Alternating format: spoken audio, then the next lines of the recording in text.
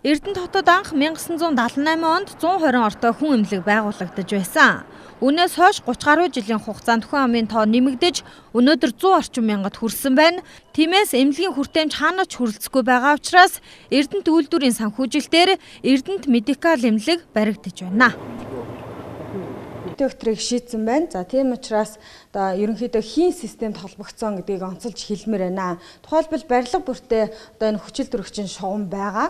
Жишээлбэл яг одоо би 3 давхарт зогсож байна. Тэгээд энэ давхраар үйлчлүүлж байгаа хүмүүс бие нэвгүрхсэн тохиолдолд эндээс хүчил төрөгч залгах боломжтой гэсэн үг юм аа.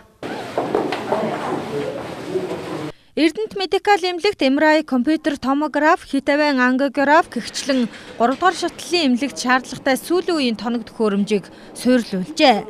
Ингэснээр Эрдэнэтийн төдийгүй ханган болон төвийн бүсийнхэн гадаад явж онцлогоо хийлгүүлэх биш, Эрдэнэт хотыг зорж гадагшаа урсгах зардлаа хэмнэх боломж бүрдэж байна.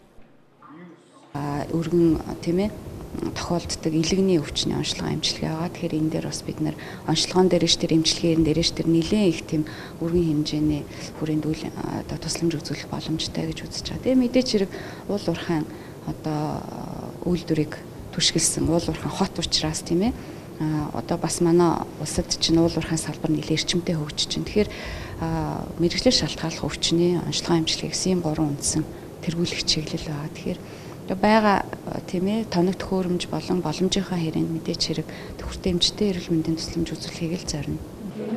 Бүсийн онцлогоо эмчилгээний төв ирэх 8 дугаар сар гэхэд ашиглалтад орно.